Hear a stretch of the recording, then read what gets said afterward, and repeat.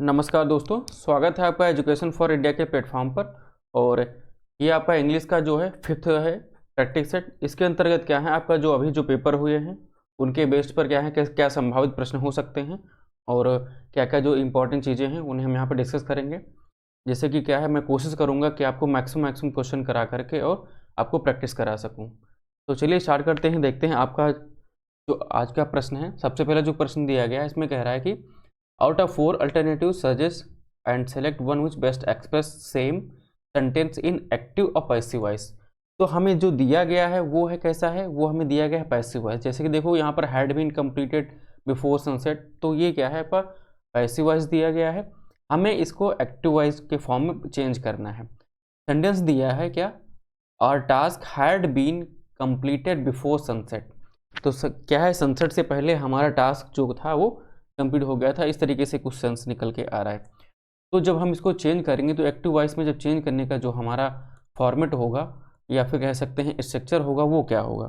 तो सबसे पहले हम लिखेंगे जो हमारा सब्जेक्ट होगा, उसके बाद में जो आएगा उसमें आएगा आपका हेल्पिंग वर्ब। हेल्पिंग वर्ब के बाद में आएगा आपका V3 यानी कि आप जो होता है वर्ब की थर्ड फॉर्म। उसके बाद में क्या कर देंगे, हम ऑब्जेक्ट का चयन करेंगे।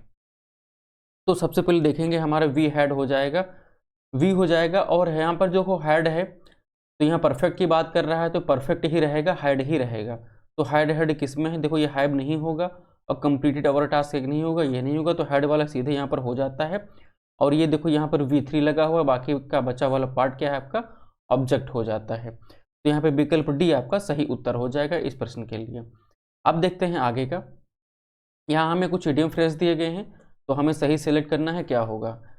सेंटेंस में आपके जो दिया गया फ्रेज दिया गया है वो क्या है कि to have an axe to grind. ठीक है, तो इसका सही मतलब क्या होगा। इसका मतलब होता है कि अपना मतलब निकालना या फिर अपना मतलब साधना, इस टाइप से कुछ होता है।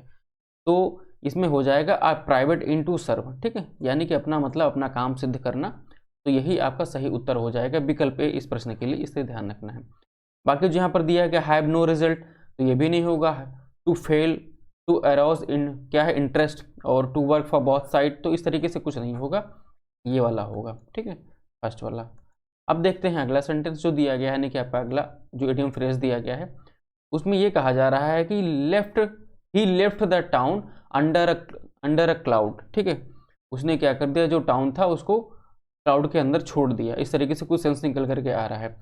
तो इसका मेनली मतलब क्या होगा, सबसे पहले उस पर फोकस करते हैं। मतलब की अगर बात करें यहाँ पर, तो यहाँ पर जो इतना वाला पार्ट दिया गया है कि अंडर अ क्लाउड, बस यही आपके लिए मेन है। इसका मतलब क्या हो जाता है कि किसी चीज़ को क्या कर देना, किसी चीज़ का क्या करना है, अपमान करना। ठीक है, अपमान करना हो सकता है, या फिर कह सकते हैं किसी पर या किसी बात को लेकर के संदेह करना। तो दो तरीके से यहाँ पर सब जो होगा आपका अर्थ निकल करके आ सकता है अंडर क्लाउड टाइप का। तो यहाँ पर जो आपका सही उत्तर हो जाएगा वो क्या हो जाएगा, विकल्प बी, यानी कि इन डिसग्रेस। ग्रेस का मतलब होता है सम्मान, और डिसग्रेस का मतलब होता है कि किसी का अपमान टाइप का कर देना। ठीक है, अपमान करना, तो ये डिसग्रेस हो जाता है। और ऑन हिज अकॉर्ड, तो ऐसा कुछ नहीं है। और विद विद हैवी हर्ट, तो ये अलग टाइप का हो जाता है जब दुखी या फिर उस तरीके से अपनी भावनाओं संवेदनाओं को व्यक्त करने वाली बात होती है तब। फिर आगे दिया गया व्हेन इट वाज रेनिंग, तो ये रेनिंग वाली कोई बात ही नहीं है। ठीक है, अब देखते हैं अगला। ये जो मैं डिस्कस कर रहा हूँ ये आपके लिए इंपॉर्टेंट, इसलिए हमने एक साथ रखे हैं।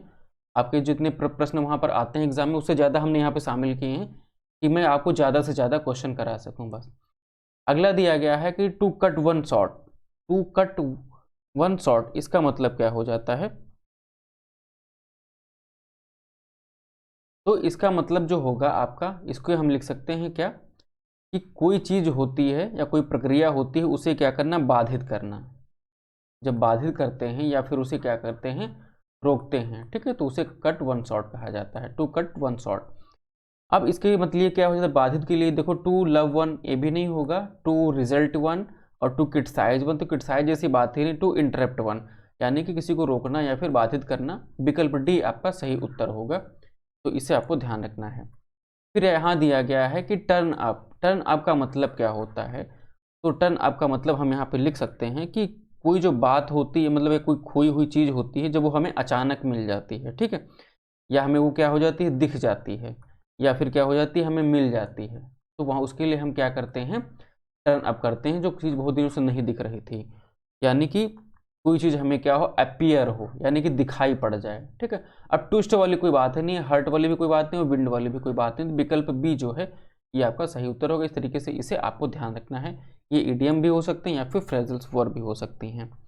आगे दिया गया है यहाँ पर पार्ट एंड पार्सल, किसी चीज़ को लेकर के यहाँ पर क्या है, पार्ट एंड पार्सल। तो इसका जो मतलब हो जाता है कि किसी वस्तु का मतलब कोई भी चीज़ होती है उसका बहुत ही जो मतलब इसेंशियल यानी कि क्या कह सकते हैं, बहुत ही महत्वपूर्ण भाग होता है। ठीक है, इंपॉर्टेंट क्या हो सकता है, उसका पार्ट हो सकता है, बहुत ही इंपॉर्टेंट पार्ट। तो ये क्या हो जाता है, आपका जो एसेंशियल एलिमेंट होता है, यानी कि जो बहुत ही महत्वपूर्ण तत्व होता है, हो सकते हैं, यानी कि विकल्प सी आपका सही उत्तर होगा। अननेसेसरी वाला पार्ट तो होगा ही नहीं, ये इंपॉर्टेंट पार्ट की बात कही जा रही है। पार्सली मतलब होता है छोटा छोटा करके अलग, तो ये भी नहीं होगा, और लार्ज पार्ट ये भी नहीं होगा, ये बड़े पार्ट की बात कर रहा है, बड़े अंश या भाग की बात कहा जा रहा है। फिर देखते हैं यहाँ पर डायरेक्शन में हमें क्या दिया गया है कि complete the sentence with the suitable alternatives. तो ये देखो सेंटेंस दिया गया है, फिर यहाँ पर एक यहाँ पे स्पेस छूटा आपका, तो यहाँ पर हम क्या भरेंगे। यहाँ कई तरीके से क्वेश्चन कभी भी क्या पूछा जाएगा, कोई फॉर्मेट नहीं, तो हर तरीके के यहाँ क्वेश्चन शामिल किए हैं।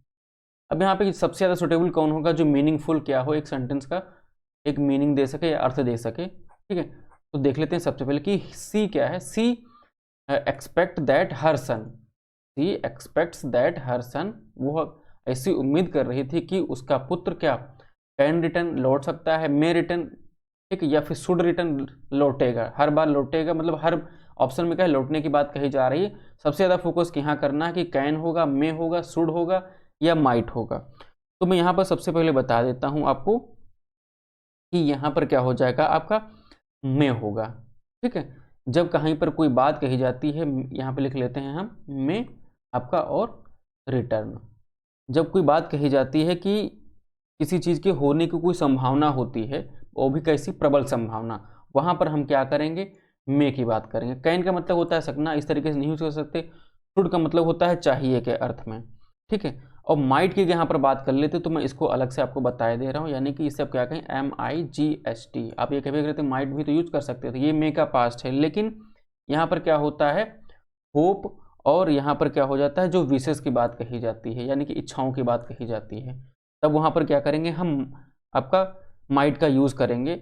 और एक चीज़ और भी यूज़ किया जाता है, जब किसी चीज़ की होने की जब क्या हो, कम संभावना हो, तब क्या कहा जाता है, माइट का यूज़ कर सकते हैं। लेकिन यहाँ पर क्या कह रहा है, सी एक्सपेक्ट्स, वो पूरी उम्मीद मतलब कर रही है, ऐसा कुछ भाव निकल रहा है, तब वहाँ पर हम मे का यूज़ करेंगे। चलिए ठीक है, इतना आपको ध्यान रखना है। अब देखते हैं अगला सेंटेंस। अगला जो दिया गया इसमें भी हमें क्या करना है, कोई अल्टरनेटिव होगा जिसे चूज करना है। इसमें लिखा है कि सी एडवाइज दैट आई, फिर लिखा हुआ स्पेस, यहाँ पे ब्लैंक स्पेस की, कर्टेल एक्सपेंडिचर, कि उसने मुझे आप क्या कर दिया, एडवाइस दिया और कहा कि हमें क्या, जो हमारे जो खर्चे हैं उन्हें कम करना क्या चाहिए। चाहिए के अर्थ में हम हमेशा क्या करते हैं, जो शुड है उसका प्रयोग करते हैं, यानी कि जो होगा आपका विकल्प सी यूज होगा यहाँ पर। शुड मतलब होता है कि हमें कोई सलाह देता है या फिर किसी क्या करते हैं उसको करने, या चाहिए के अर्थ मतलब चाहिए के अर्थ में कोई सेंस निकल करके आता है, तो शुड का प्रयोग किया जाता है। ठीक है, अब ये शायद शुड है, ये सब नहीं होंगे। चलिए अगला देखते हैं। आगे वाले में दिया गया है, यानी कि इस वाले क्वेश्चन में कि सेंटेंस है, यानी कि फिर इसमें भी हमें अल्टरनेटिव चूज करना है। ऐसा है कि I am sure that principal, फिर blank space, in his room, I am sure that principal, मैं इस बात को लेकर पूरी तरह सुनिश्चित हूँ कि प्रिंसिपल इन हिज रूम, अपने क्या होंगे, रूम में होंगे। तो क्या होगा यहाँ पर, मैं पूरी तरीके से श्योर हूँ, तो शुड भी होगा, कैन भी होगा, मस्ट भी होगा या माइट भी होगा। तो मैं यहाँ पर बता दे रहा हूँ कि जब मैं पूरी तरीके से सुनिश्चित हूँ, ठीक है, तो यहाँ पर क्या होता है, सबसे ज़्यादा पॉसिबिलिटी कौन दर्शा रहा है, यहाँ पर मस्ट दर्शा रहा है। देखो मे, माइट, शुड, यहाँ पर कुछ भी होता है, लेकिन यहाँ पर मस्ट, ये क्या एक सुपरलेटिव डिग्री का फॉर्म यहाँ पर दर्शा रहा है ना, कि सबसे सुपीरियर टाइप की, यानी कि सबसे ज़्यादा संभावना यही व्यक्त कर रहा है मस्ट, क्योंकि यहाँ पर देखो सबसे पहले श्योर लिख करके आ गया है। जब श्योर लिख करके आ गया तो चाहिए वाली कोई बात ही नहीं होगी, कैन मतलब सकना, एबिलिटी वाली कोई बात नहीं होगी, माइट वाली यहाँ पर प्रबल संभावना, संभावना वाली जैसी कोई बात ही नहीं है, क्योंकि यहाँ पर सबसे पहले श्योर आ गया है। तो यही निर्धारित करेगा कि यहाँ पर हमें क्या भरना है। तो यहाँ पर क्या हो जाएगा आपका याद रखना है मस्ट हो जाएगा, ठीक है, must be in his room, कि वो ये सुनिश्चित है कि वो अपने रूम में होने चाहिए, कौन, प्रिंसिपल साहब। चलिए अगला देखते हैं सेंटेंस। अगले सेंटेंस में दिया गया है कि यहाँ पर कि हमें इसमें भी क्या करना है, अल्टरनेटिव चूज करना है। और सेंटेंस क्या है कि यू, फिर दिया है स्पेस आपका कि ओबे योर पेरेंट्स, हमें क्या है कि जो हमारे जो पेरेंट्स हैं उनकी क्या है, आज्ञा का पालन करना चाहिए, उस इस तरीके से, या तुम्हें उनकी आज्ञा का पालन करना चाहिए, इस तरीके से कुछ सेंस निकल करके आ रहा है। तो इस क्वेश्चन को हम क्या करेंगे, कैसे डील करेंगे, ये बताना है। तो यू के बाद में जब हमें क्या करते हैं, शुड होगा, यहाँ इसका मतलब भी चाहिए हो जाता है, और टू का मतलब हो जाता है, और कैन भी और मस्ट तो नहीं यहाँ पर यूज़ करेंगे, दो के यूज़ करने की पॉसिबिलिटी है यहाँ पर, लेकिन यहाँ पर जो हम यूज़ करेंगे वो शुड नहीं यूज़ करेंगे, हम यूज़ करेंगे ऑट टू। वॉट जो ए ऑट टू दिया गया है, इसे हम क्या कहते हैं, जब ज़्यादा ग्रामर में जाकर डिटेल में पढ़ोगे तो इन्हें कहते हैं मॉडल वर्ब, ठीक है। तो मैं सिर्फ इसी को यहाँ पर बता रहा हूँ कि ये जो ऑट टू दिया गया है इसको 3 सेंस में आप यूज़ कर सकते हो, ठीक है। पहली तो क्या हो सकती है, पहली जो होगी आपकी जो नैतिकता वाली बात जब आएगी तब इसको आप ऑट टू का यूज़ करोगे। तो यहाँ पर पेरेंट्स की जो आज्ञा है उनको मानना क्या है, नैतिकता वाली बात है, तो यहाँ पर हमेशा क्या करेंगे, हम ऑट टू का प्रयोग करेंगे। दूसरी बात क्या हो सकती है कि जब कोई ईश्वरी कथन हो, ठीक है, यानी कि जो कोई गॉड वाली बात कही जाए, उनका कोई स्टेटमेंट दिया जाए, तो वहाँ पर हम क्या करेंगे, उस सेंटेंस में ऑट टू का प्रयोग कर लेंगे। तीसरी बात क्या है, वहाँ पर जब किसी चीज़ को करने की बाध्यता दर्शाई जाए, ठीक है, कि भाई ऐसा तो होना ही चाहिए, और वो क्या हो, एक पॉजिटिव वे की बात कही जा रही हो, तो वहाँ पर जो सेंस के आधार पर हम वहाँ पर क्या करेंगे, ऑट टू का ही प्रयोग करेंगे। इसे आपको ध्यान रखना है अच्छे से। चलिए अगला सेंटेंस देखते हैं। इस वाले सेंटेंस में पहले ही हमें स्पेस छूटा दे दिया गया, फिर कहा जा रहा है कि यू प्लीज हेल्प माई सन, ठीक है, तुम्हें क्या करना है, मेरे पुत्र की सहायता करना है। इस तरीके से कुछ सेंटेंस का अर्थ निकल करके आ रहा है। तो इसके पहले हम क्या यूज़ करेंगे, कैन, तो कैन यू प्लीज़ तो हो नहीं सकता, वाज एबल टू प्लीज़ नहीं होगा, कैन नॉट यू प्लीज़ ये भी नहीं होगा। अब बाकी अगर आप ग्रामर ना भी लगाए, सेंस के आधार पर भी क्वेश्चन करें, तब भी आप, मुझे पूरी उम्मीद है कि आप जो विकल्प सी है इसी का चयन करेंगे और आपका यही आपका सही उत्तर होगा, यानी कि could you please help my son. ये सेंटेंस के आधार पर हम यहाँ पे चेक करेंगे, मतलब करेंगे, टिक करेंगे। अब देख लेते हैं जो इसके यूज़ क्या हो सकते हैं कैन, कुड के। तो कुड क्या है आपका, सबसे पहली बात तो ये है जो कैन होता है उसका यह एक पास्ट फॉर्म है। दूसरी बात ये जो आपके लिए इंपॉर्टेंट हो जाती है कि जब हम क्या करते हैं, जब किसी से कुछ कहते हैं, किस तरीके से, पोलाइटली जब कहते हैं कि भैया इस तरीके से ऐसा ऐसा हो जाना चाहिए, कुछ करने के लिए उसे कहते हैं पोलाइटली, यानी कि एक बहुत अच्छे वे में कहते हैं, ठीक, रिक्वेस्ट टाइप का, तब वहाँ पर क्या निकल के समझ आता है कि हम वहाँ पर कुड का प्रयोग करेंगे। Could you please help my son, क्या आप मेरे पुत्र की सहायता कर सकते हैं, ठीक है, इस तरीके से क्वेश्चन निकल करके आएगा, तो कुड का प्रयोग किया जाएगा यहाँ। चलिए अगला देखते हैं। यहाँ पर इस वाले सेंटेंस में क्या करना है कि हमें करेक्ट जो आपका क्या है एंटोनिम दिया गया है उसे चूज करना है, ठीक है, जो यहाँ पर ऑप्शन दिए गए हैं। सबसे पहले यहाँ पर जो हमें दिया गया है वो आपका वर्ड दिया गया है वो है एंटीपैथी। तो अगर एंटीपैथी को देख लेते हैं कि इसका मतलब क्या होता है। एंटीपैथी का मतलब होता है कि किसी से घृणा करना, किसी को पसंद ना करना, जिसे हम क्या कह सकते हैं, घृणा करना, या फिर वो क्या हो सकता है, द्वेष हो सकता है। तो इसका जस्ट अपोजिट क्या होगा, तो सबसे पहले यहाँ पर देखते हैं जो हमें दिया गया है ओबीडियंस। ओबीडियंस का मतलब होता है कि किसी की जो आज्ञा है, ठीक है, आज्ञाकारी होना, आज्ञा का पालन करना। जो एडमिरेशन यहाँ पर दिया गया, एडमिरेशन कह सकते हैं या फिर एडमायरेशन कह सकते हैं, इसका मतलब होता है कि प्रशंसा करना, ठीक है। एग्रीमेंट तो जानते हो कि आपका जो सहमति या, ठीक है, या समझौता। और फॉन्डनेस का मतलब क्या हो जाता है, किसी को पसंद करना, ठीक है, लाइक करना, या फिर क्या कह सकते हैं, किसी के प्रति लगाव होना। अब हम इसके लिए एक सिनोनिम आपको बता रहे हैं, AFFECTION, अफेक्शन। अब देखो यहाँ पर जो एंटीपैथी दिया हुआ था, ठीक है, हम किसी से घृणा कर रहे हैं, किसी को, हमारे अंदर द्वेष भावना टाइप की है, ठीक है, यहाँ पर सबसे बड़ा मेन सेंस इसका निकल करके आ रहा है इसका। तो जब इसके एंटोनिम की बात करेंगे तो वो क्या हो जाएगा, एडमायरेशन हो जाएगा। हम किसी को पसंद नहीं करें, उसके क्या करेंगे, हम जब द्वेष करेंगे तो उसके हो सकता है हम बुराई करें, तो उस सेंस में यहाँ पर हम क्या करेंगे, दूसरा एडमिरेशन निकल करके आ रहा है, यानी कि हम यहाँ पे प्रशंसा वाली बात करेंगे, ठीक है। यहाँ पे विकल्प बी जो होगा आपका सही उत्तर होगा। आप फॉन्डनेस पर मत जाइए, फॉन्डनेस क्या है, फ्रिक्वेंसी से वेरी कर रहा है, तो ये फॉन्डनेस नहीं होगा, आपको ध्यान रखना है, ठीक है। चलिए अगला देखते हैं। यहाँ पर अगला दिया हुआ है एस्क्विलेट। एस्क्विलेट का मतलब क्या होगा, सबसे पहले अगर हम ये देख लेते हैं, और उसके बाद में हमें क्या बताना है, इसका एंटोनिम बताना है। तो इसका जो मतलब हो जाता है कि कोई चीज़ जब गंदी हो या फिर कह सकते हैं मैला, ठीक है, टाइडी टाइप का, तो ये क्या हो जाता है आपका एक्सक्वेलिट हो जाता है। इसका हमें एंटोनिम बताना, तो यहाँ पर आप देख पा रहे हो कि क्लीन जो होगा विकल्प बी आपका सही उत्तर हो जाएगा। डर्टी तो इसका क्या हो जाएगा, सिनोनिम हो जाएगा। और मीन का मतलब क्या हो जाता है, मतलब होता है, किसी चीज़ मतलब कह सकते हैं, या फिर क्या कह सकते हैं, कोई साधन भी हो सकता है, ठीक है, इसे ध्यान रखना है। डिसऑर्डरली मतलब होता है डिस और ऑर्डरली मतलब कि कोई चीज़ क्या हो, क्रम में ना हो, अस्त व्यस्त पड़ी हो, ठीक है, सीधे सीधे इसको लिख देते हैं, कोई चीज़ अस्त व्यस्त पड़ी। जैसे टेबल पर क्या होती कि आपकी बुक्स रखी हुई थी लेकिन ऑर्डर वे में, लेकिन इस समय कोई आया और उनको डिसऑर्डरली करके चला गया, यानी कि क्या है, वो पूरी तरीके से अस्त व्यस्त हो गई। इसी तरीके से आपको ध्यान रखना है। फिर देखते हैं यहाँ पर एक दिया गया है फ्लमॉक्स्ड। फ्लमॉक्स्ड का मतलब क्या होता है, सबसे पहले ये देख लेते हैं, फिर हम इसको क्या बताएंगे, एंटोनिम बताएंगे, जैसा कि आपसे पूछा जा रहा है यहाँ पर। तो इसका मतलब जो होता है वो हो जाता है आपका कि कोई आया अचानक और देख करके क्या हो गए, आश्चर्यचकित हो गए, ठीक है, आश्चर्यचकित होना कह सकते हैं, या फिर क्या हो सकता है कि हक्का बक्का रह जाना, हक्का बक्का वाला, ठीक है। तो यहाँ पर क्या हो जाता है कि इसका एंटोनिम क्या है, तो एंटोनिम हम इसका हो जाएगा कंफर्टेबल, कि भाई आश्चर्यचकित हो गए, हक्के बक्के रह गए, अचानक चौंक गए। लेकिन यहाँ पर कंफर्टेबल का मतलब हाँ ठीक है भाई, कुछ भी हो, एकदम बढ़िया मस्त शांत एकदम कंफर्ट है भाई, ठीक है। तो ये इसका उल्टा हो जाता है, जस्ट अपोजिट, ठीक है।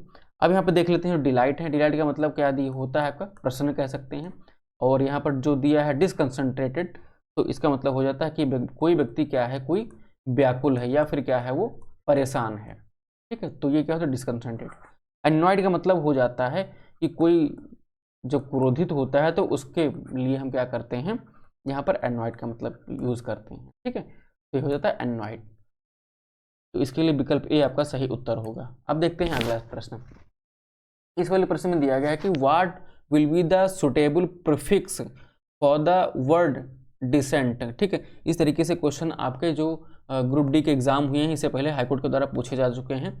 तो किसी भी तरीके से कुछ भी पूछा जा सकता है, तो मैं हर तरीके के यहाँ पे क्वेश्चन करवा रहा हूँ। इससे पहले वाले क्या थे, एग्जाम के पैटर्न पे बिल्कुल सेम उस तरीके से कोई भी क्वेश्चन हमने करवाए थे, ठीक है।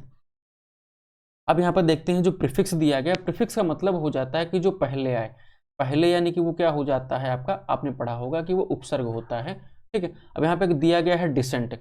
डिसेंट का सबसे पहले मतलब देख लेते हैं। तो इसका मतलब हो जाता है आपका जब कोई शब्द होता है, ठीक है, या फिर कह सकते हैं ऑर्डर वे में होता है, यानी कि कुछ उचित टाइप की होती है, तो वहाँ पर क्या करते हैं, हम डिसेंट का प्रयोग करते हैं। इसका जब प्रीफिक्स लगा सकते हैं तो क्या लिख सकते हैं, इनडिसेंट, ठीक है, INDECENT, इनडिसेंट। वो क्या हो जाता है, कोई अभद्र टाइप का होता है, या फिर कह सकते हैं हम असभ्य। तो उसके लिए हम क्या करेंगे, इनडिसेंट का यूज करेंगे, और विकल्प डी आपका सही उत्तर हो जाएगा। अनडिसेंट नहीं हो सकता, नॉन डिसेंट और नॉट डिसेंट आपने आज तक पढ़ा ही नहीं होगा, तो विकल्प डी ही आपका सही उत्तर होगा इस प्रश्न के लिए। आगे हमसे कहा जा रहा है कि find the correctly spelled word. तो यहाँ पर जो करेक्टली स्पेल्ड वर्ड है वो आपका क्या होगा, जो विकल्प ए में दिया गया है मॉन्स्ट्रस, तो ये आपका सही उत्तर होगा, ठीक है। यहाँ पर स्पेलिंग में फिर से बता दे रहा हूँ क्या क्या हो सकती है, MON, फिर यहाँ पर क्या कर लेते हैं, STR, फिर OUS। देखो यहाँ पर MONSTROUS, ठीक है। देखो हमने क्या किया, इसको 3 पार्ट में तोड़ दिया। उम्मीद है आप इसको नहीं भूलोगे, ठीक है। इसका मतलब हो जाता है कि कोई चीज़ मतलब क्या, कोई राक्षसी टाइप की होती है, या फिर कह सकते हैं कि कुरूप दिखे, ठीक है, तो उसका ये मतलब होता है। मॉन्स्टर का मतलब होता है राक्षस, दैत्य, और मॉन्स्टर्स मतलब उसका क्या हो जाता है, उसका विशेषण टाइप का होता है ना, OUS लग करके विशेषता में दर्शाता है, तो राक्षसी टाइप का, कुरूप टाइप का इसका अर्थ निकल करके आता है। फिर देखते हैं, सेंटेंस दिया गया है कि द प्रोवर्ब ये दी गई है, the Rome was not built in a day. इसका मीन्स, इसका मतलब क्या होगा, हमें ये बताना है। इसमें ये कहा जा रहा है सबसे पहले तो हम ये देख लेते हैं कि यहाँ पर एक शब्द आया है प्रोवर्ब। तो प्रोवर्ब का मतलब क्या होता है, इसका मतलब आपका जो हो जाता है उसे कहेंगे हम कहावत, ठीक है, इसको कहेंगे कहावत। इसका एक और सिनोनिम होता है डिक्टिम, एफोरिज्म, एक्जिम। तो ये सब क्या हो जाते हैं, प्रोवर्ब जो और जो दी गई है इसके सिनोनिम हो जाते हैं। अब हमसे कहा जा रहा है कि रोम क्या है, कोई एक दिन में नहीं बन गया था, ठीक है। Rome was not built in a day, यानी कि किसी अच्छे काम को होने में काफ़ी ज़्यादा समय लगा था। तो इसके लिए जो सही उत्तर होगा वो तलाशते हैं, इसमें ढूंढने की कोशिश करते हैं कि क्या होगा आपके प्रश्न के लिए। तो यहाँ पर दिया गया है कि not can be done at once, एक बार में डन होने वाली बात ऐसा कुछ नहीं है। The sooner done the better it, ठीक है, ये सूनर और बेटर वाली कोई बात नहीं है। Big cities are made by God, तो ऐसा नहीं कि यहाँ पर गॉड की बात कही जा रही है, यहाँ पर लॉन्ग डे की बात कही जा रही है।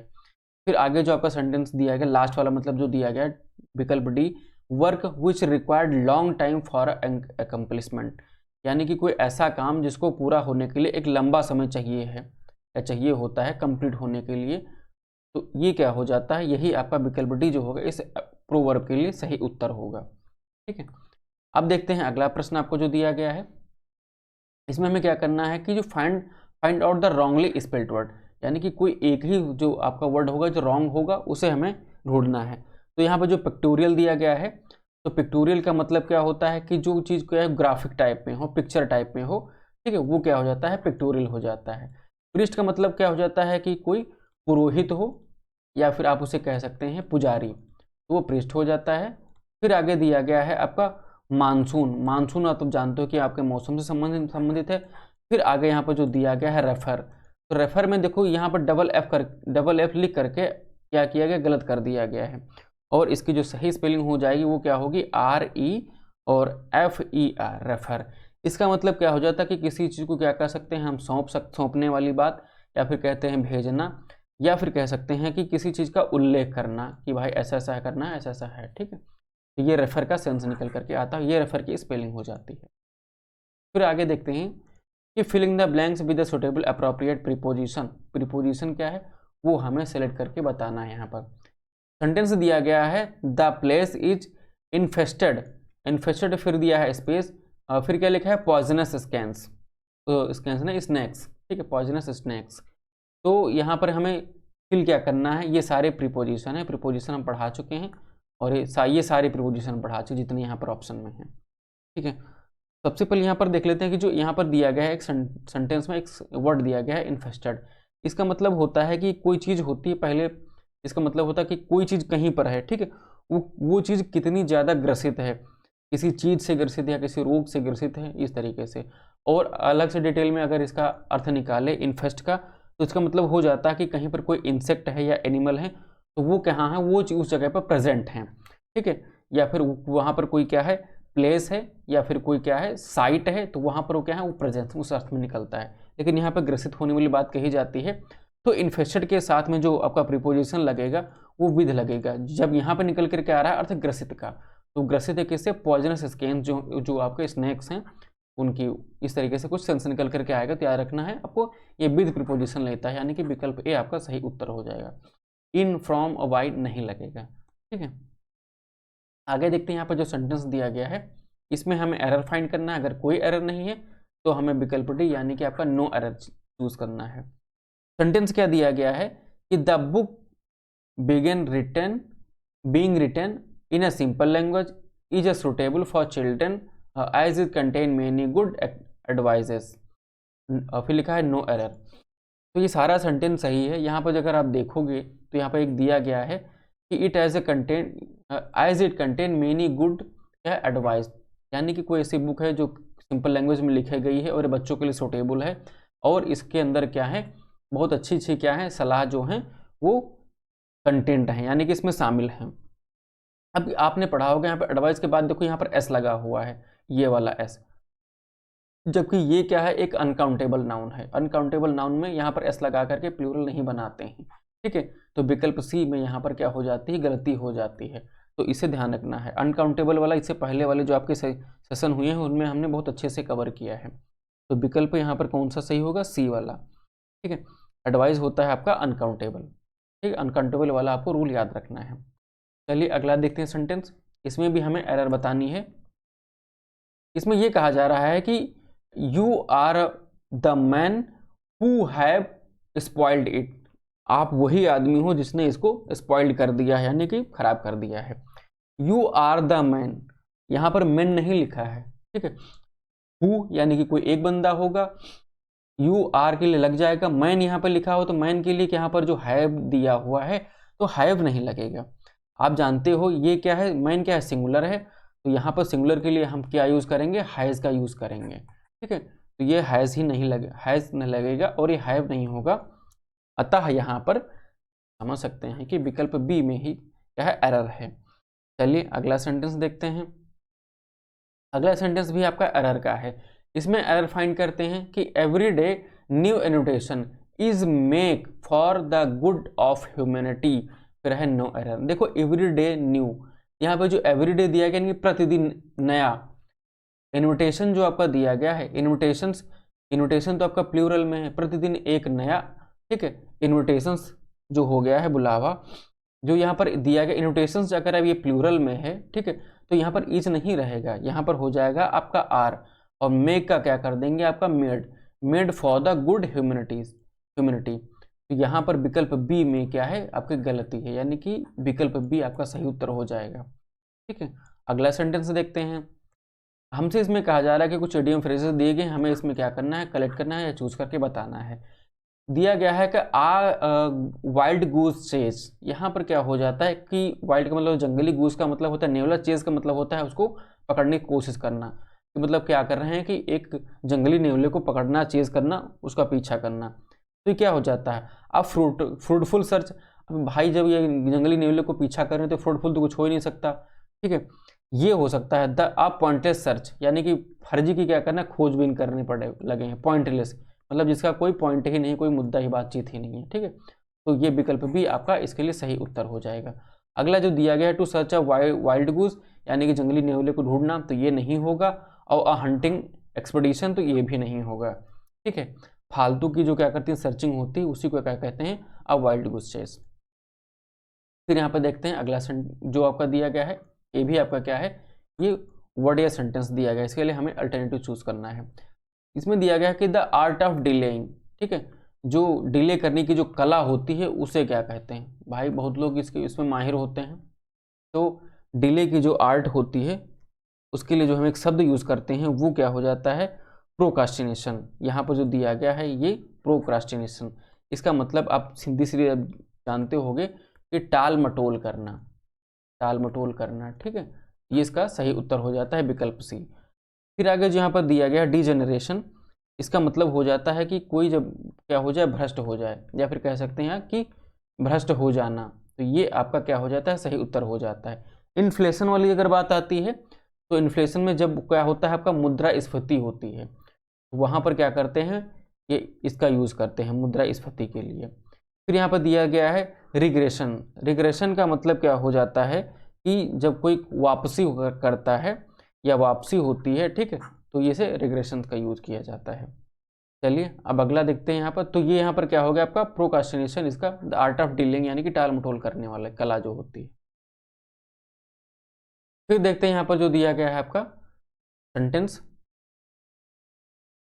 इसमें भी हमें डायरेक्शंस दिए गए और हमें क्या चूज करना है, क्या कौन सा वर्ड या सेंटेंस सही है उसे। इसमें लिखा है कि a doctor who specialize in the disease of eyes, जो आंख की जो बीमारियां होती हैं उनका जो स्पेशलिस्ट होता है उसे क्या कहते हैं। तो भैया जो आंख की बीमारियां होंगी उनका जो स्पेशलिस्ट होगा वो होता है ऑप्थेल्मोलॉजिस्ट, यानी कि जो आंख में जो दिक्कतें होंगी, बीमारियां, ठीक है, यहाँ पर डिजीज लिखा है उसे ध्यान रखना, उसके लिए हम क्या करते हैं, ऑप्थेल्मोलॉजिस्ट का यूज करते हैं। अब यहाँ पर दिया गया है ऑप्टिमिस्ट, तो ऑप्टिमिस्ट जो होता है उसे क्या कहा जाता है, आशावादी। ठीक है, इसे आपको ध्यान रखना है। फिर यहाँ पर दिया गया है ऑप्टिशियन। ऑप्टिशियन मतलब कौन होता है कि जो आंख में लगाने वाले जो ग्लासेस होते हैं, ठीक है, ग्लासेस हो सकते हैं, या फिर क्या कहते हैं जो कॉन्टैक्ट लेंस यूज़ किए जाते हैं आंखों के लिए, उनका जो एक्सपर्ट होता है, ठीक है, कौन सी चीज़ कितना कहाँ पे लगे कि कौन सा लेंस यूज़ होगा, उसके लिए ऑप्टिशियन यूज़ होता है। और ऑप्थेल्मोलॉजिस्ट का भी यूज़ होगा जो बीमारियाँ आंखों की होंगी उनके लिए। यहाँ पर दिया गया है ऑर्थोडोंटिस्ट। ऑर्थोडोंटिस्ट क्या होते हैं, जो टीथ जो यानी कि जो आपके दांत होते हैं उनके बारे में जो चीज़ें बनाते करते हैं या उनके बारे में एडवाइस देते हैं, वो ऑर्थोडोंटिस्ट होते हैं। ठीक है, इसे आपको ध्यान रखना है। फिर देखते हैं यहाँ पर जो अगला दिया गया है कि person who Yeats too much, एक ऐसा आदमी जो खूब खाता है, तो उसे क्या कहा जाता है, ग्लटन। विकल्प भी आपका सही होगा, जिसे आप क्या कहते हैं कि पेटू टाइप का क्या होता है ना, खाता ही रहता है, तो ये हो जाता है। फिर यहाँ पर जो दिया गया है आपका कैनिबल, तो कैनिबल का मतलब क्या होता है वो देख लेते हैं। कोई व्यक्ति होता है जिसे क्या कह, एक शब्द में तो हम उसे कह सकते हैं कि नरभक्षक। तो ऐसा आदमी जो क्या करता हो, मानव का जो है यानी कि ह्यूमन बीइंग का क्या हो, मांस खाता हो, वो कैनिबल, आपका कैनिबल हो जाता है। जो ऑब्सेस होता है वो क्या हो जाता है, ऑब्वियस, ये क्या हो जाता है, मोटापा, ठीक है, ऑब्विसिटी बोलते हैं ना, तो वही इसी से बनता है वो। फिर यहाँ पे दिया गया है कॉर्निवोरस। कॉर्निवोरस आप जानते हो जिन्हें क्या कहते हैं हम, मांसाहारी कहते हैं हिंदी में, ठीक है, जो मांस खाते हैं। वो जानवर भी हो सकते हैं और इंसान भी हो सकते हैं, इस तरीके से आपको ध्यान रखना है। हर्बीवोरस क्या होते हैं, जो सब कुछ खाते हैं, ठीक है। फिर आगे यहाँ पर देखते हैं, हमें इंप्रूवमेंट करना है कि किसमें क्या क्या है, कहाँ कहाँ इंप्रूवमेंट करना है। जो हमें ये अंडरलाइन पार्ट दिया गया है, ये यहाँ पर देख रहे हैं अंडरलाइन पार्ट में, इसी में क्या है, हमें इंप्रूवमेंट की रिक्वायर्ड है। जैसे you are junior then me in age. अब यहाँ पे जो जूनियर की बात होती है तो हमेशा ध्यान रखना है कि जूनियर, JUNIOR, जूनियर के बाद में देन टू लगाते हैं, ठीक है, देन का यूज़ नहीं किया जाता है, तो इसे आपको ध्यान में रखना है। Junior to me in age, ठीक है, यहाँ पर कौन सा सही हो जाएगा आपका विकल्प, विकल्प ए आपका सही हो जाएगा, जूनियर टू मी, ठीक है, बाकी ऑफ नहीं होगा और ये नहीं होगा। देखो इसके बाद में इन हो जाएगा, जूनियर टू मी इन होगा, यहाँ पर देखो जूनियर टू मी एट लिखा हुआ है, तो इसे भी ध्यान रखना है, ठीक है। अगला सेंटेंस यहाँ पर दिया गया है, कौन सा है, हमें डायरेक्ट इनडायरेक्ट वाला सेंटेंस दिया गया है, इसको हमें चेंज करना है। आपका ये डायरेक्ट दिया गया, हमें इसको इनडायरेक्ट नरेशन जो है उसमें हमें बदलना है। सेंटेंस क्या दिया गया है कि द टीचर से, टीचर ने कहा कि the earth goes round the sun, कि अर्थ जो है पृथ्वी के गोल आसपास घूमती है, गोल गोल चक्कर लगाती है, इस तरीके से कुछ अर्थ निकल करके आता है। तो इसमें क्या हो जाएगा, जो विकल्प आपका सी दिया गया है वही सही उत्तर होगा।